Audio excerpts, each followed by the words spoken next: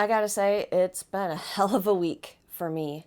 I spend an inordinate amount of time worried about other people. I worry about what they think, what they're gonna feel. I worry about how they will react to everything that I do in all aspects of my life. And as you can imagine, or if you're like me, you don't have to imagine, you know exactly what it's like. It's exhausting. It takes every spoon I have to make other people happy, which of course leaves no spoons to make me happy. And I've known this about myself for a very long time. And I don't know what happened. I don't know what switch got flipped, but this week I realized I cannot live like that anymore. I have to start doing things for me. I have to spend at least a little bit of time concerned about my own happiness. And so I made some decisions, and I shared some of those in the community post that I made, that some things around Rebel with a Plan are going to change because I cannot continue to force topics that I am not feeling in the moment just to try to chase numbers. Because the people who are actually here for me are here for me. And we live the same lives, and our minds work in the same way. So if there is something that I want to talk about, if there's something that I want to do or discuss or share, the people who matter are going to show up for me for that. And nothing I do is disingenuous to me. I'm not that kind of person. I can't fake it, but I can't. So let's talk specifically about the planner videos that I do.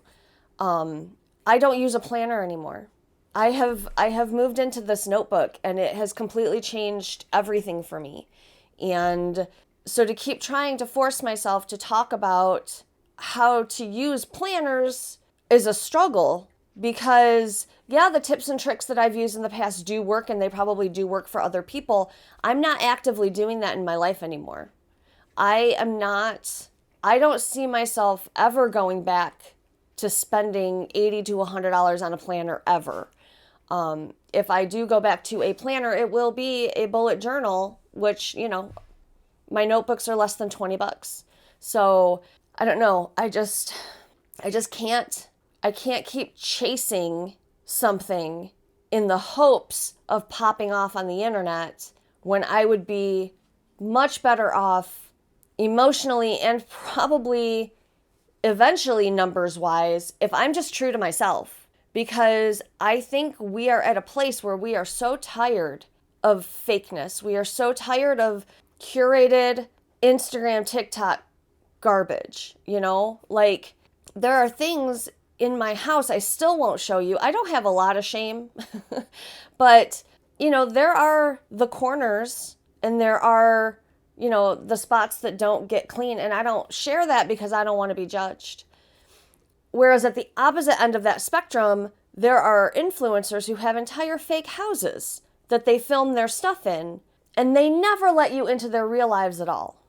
And I think there's got to be a balance somewhere in there, and I would like to be that balance, right?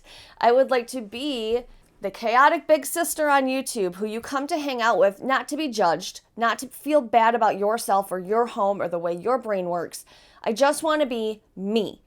And I want to find the people to build a community with who want to be with me as I really am. So, like I said, I covered this in the community post that we're going to shift some things around here, and we're just going to be more real, and which I can be more real if you can believe it. More real, more honest, and we're going to talk about the things I want to talk about, whether they fit into my content buckets or not. So we are just going to be here for a good time now. We're just going to have fun. And I'm still going to, share helpful things about living and surviving and thriving with our chronic illnesses and our ADHD and things, because I live those things in my daily life. So that's never going to go away.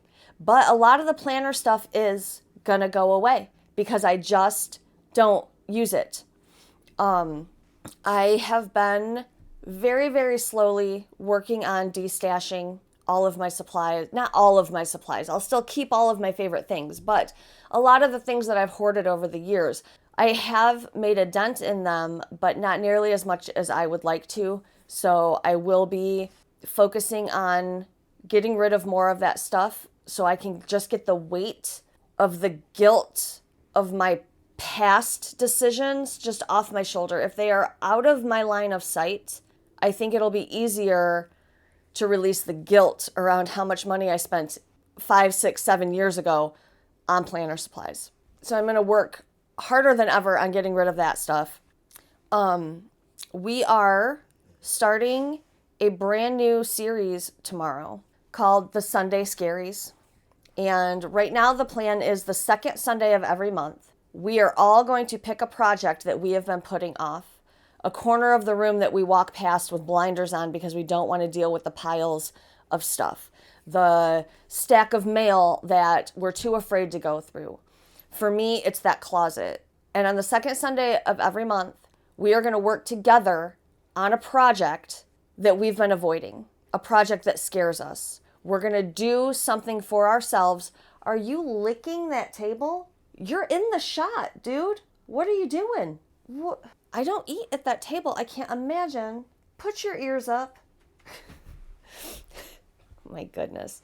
So yeah, the second Sunday of every month, my first video goes live at noon tomorrow, where I will be tackling that big scary closet behind me. And yeah, we're just going to work together on a scary project. And I think it's going to be so much fun. And it's also going to help us to take care of the things that maybe they're always in the back of our head, but we've managed to, like I said, put blinders on in the front. But the weight of those things is still carried around every single day. So Sunday Scaries starts tomorrow. That's going to be really, really fun and maybe a little scary, but that's okay because we're going to do it together, right? What else did I want to talk about today? I really don't remember. My husband is working overtime this week, and he has been leaving the house at like 4:30 in the morning. And so I have been up by 5 almost every morning this week, and I'm kind of tired, and my brain is not braining the way I would like it to. So I don't even know. Going back to the shift in energy that I've been feeling, the shift in, maybe not energy, the shift in me. It's just a shift that I'm feeling. And I don't know if I'm just finally ready to lean into the fact that I am 45 years old and strangers don't get to tell me what to do, and neither do really the people in my life. I don't know. And I feel like this whole year has been like I'm in this transition year. And it's not necessarily that I'm 45 and that's like a transition-y kind of thing. And maybe it is, I don't know. But I think it's more, I don't know. So I have been a published fiction author for 18 years. I've been a fiction author my whole life. I've always written stories. And, when I decided during my FISO thing that I was doing that I wanted to focus more energy here and away from my fiction, that's really scary because a romance author is part of my identity. But being a romance author does not bring me the joy that it used to bring me. I don't enjoy the process the way I used to. And it became a chore rather than a thing of joy, right? So I did get that book out a couple months ago, but I haven't started the new book. I've got notes and things, but I can't find it in me to write it. And I don't know if I'm just not passionate about that project or if I have lost my passion for writing romance altogether. So that is something that I still need to sit with and decide, do I continue to do this? I don't know that I could ever fully give it up, but when you bust your ass for so long and you're still only making $200 a month off 130 books in a backlist, it's very discouraging. And you start to feel that the problem is you and not, that the problem is your work. Even though my average review rating is quite high. People who find my books love my books. But the time and the energy and the frustration of trying to get those books into people's hands just doesn't feel worth it at this time in my life, which is a very sad and scary thing. And it was when I figured it out in FISO as well. But the fact that I haven't written since then is odd. It's just an odd thing. And I don't know where I go from here with that. So I think it's the middle of September-ish. And I think I need to just stop trying. I need to release that and see how it feels. See if rather than thinking of it as a break between books, I just walk away for a while completely. The whole, if you love something, set it free, and if it comes back, it's yours, and if it doesn't, it was never meant for you. It's that kind of thing. I think that at this point, I need to release romance writing altogether. And it's weird, and it's an odd feeling in here, but if it no longer serves me, forcing it isn't going to help. So I think I think I'm just going to let it go, at least for the rest of this year. And I'm going to see if it shows back up naturally, if something sparks in the middle of the night and I rush to my computer, because it happens. And if it doesn't, then, 2026 is going to look real different. In better news on the writing front, I finished Hot, Foggy, and Feral. I finished the first draft of Hot, Foggy, and Feral. It needs a lot of work. So I will be spending the next couple weeks editing ADHD meets perimenopause. I think it's really funny. I think you're really going to like it. I still plan to have it out in October. Like I said, it's done. It just needs a ton of editing. So hopefully, the edits will go well and fairly quickly and I can get it out soon. But I did finish that, and that is a joy. Writing Life on Hard Mode and writing Hot, Foggy, and Feral, that was joy. That was finding the love of writing again. So maybe I pivot to, little vignettes and essays about my life and away from making fictional characters fall in love with each other. I don't know, because I had way more fun writing Hot, Foggy, and Feral than I had writing Broken Chords. And I love Broken Chords. Broken Chords turned out beautifully, but there were times that getting it done were like pulling teeth. And I don't have that issue when I write nonfiction. Granted, my nonfiction, I'm not pulling out of thin air, right? I'm talking about things that I feel, things that have happened to me. So maybe that's what makes it easier, is I already know how the story ends because I'm living it, right? So I don't know, maybe that's why nonfiction is easier. But the joy I feel writing nonfiction is much higher than the joy I have felt writing fiction for a while. So maybe it's just a pivot in genre, because I think I already said this, but I can't imagine just giving up writing. That's not something I could ever do, because writing is absolutely just a piece of my soul, and that will never go away. So we'll have to see. We'll see what happens.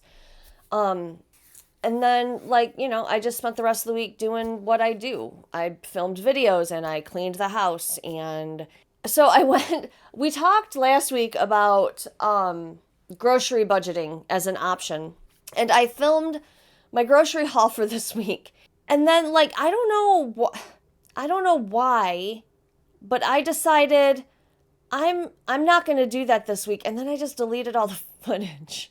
Sometimes my ADHD gremlin is such a bitch, because even if I wasn't going to do it this week, I could have used the footage, but I don't know, something in my head was like, no, we're not doing that, delete. And I always go into my recently deleted and clear it out, because I film on my phone, which is why, my quality is not always the best. But it is the option that I have available to me, right? So because of that, I don't like to clutter up the storage with photos. So it's like it's gone. I don't use the cloud and it's just gone. It's gone. So I don't know why I did that, but I'm not saying there's not going to be a grocery budgeting because people seemed really into that. And I know that with the ADHD impulse spending, not to mention our not great track record of meal planning, meal prepping, and eating in general. Like, I know that this is a topic that could help a lot of people. So it's going to happen. There was something about what I filmed that something up here didn't like, and it's just gone. So I don't know when I will be doing that video about grocery budgeting. It will come, but for some reason, it's not coming anytime soon. I don't know. I don't know why my brain does the things that it does, just like you don't know why your brain does the things that it does. I don't know. ADHD is just a funny little monster. But honestly, I think that is all I have for you this week. We are shifting some stuff on the channel. We're going to do more fun day in the lifey things, hang out with me type things. We're launching the Sunday Scaries Series tomorrow at noon. There will be a community post going up today with a little more information, or not, or the same information. I can't remember. I scheduled it. So I would like you to start thinking about a project or a task or whatever that you've been putting off that you would like to do while I tackle my closet tomorrow. And then we can work together. We can co-work. And it's going to be fun. I will say that my tripod broke, and it's a closet, so I don't know that the quality of that video is going to be the best. So I'll try to make it extra funny to make up for the fact that I don't know how you're probably going to spend a lot of time looking at my backside because I can't take you in the closet. So we'll have to see how it turns out. Hopefully it's going to be great. I'm sure it will be. I'm sure we're going to have a great time. It's going to be so much fun. So get ready to tackle the Sunday Scaries with me tomorrow. And yeah, that is all I got for you today. It was just a really weird kind of discombobulated week for me. There was a lot of emotional deep think things going on, and I made some decisions, and we'll see if I stick with those decisions, because I don't always, but I'm feeling better about my mindset now than I felt a month ago. So I think I'm on the right track. And I want to thank you guys, not only for hanging out with me every time I put up one of these weird ass videos, but for just the unconditional love and support that you give me, not just on these rambles, but on everything that I share with you. This is the best community I could have ever hoped to find. And I truly do love each and every one of you, and I appreciate you so much. Please don't forget to smash all those YouTube buttons for me. Leave me a comment below and let me know, are you going to join me on the Sunday Scaries? Do you already have a project rattling around like, ooh, that would be a good time to do this? Let me know in the comments, or just leave me an emoji, because, it lets the YouTube monsters know that other people might like this too. I love you so much, and I will see you tomorrow, hopefully at noon Eastern, and we're going to tackle some stuff together. And I will see you then. Bye.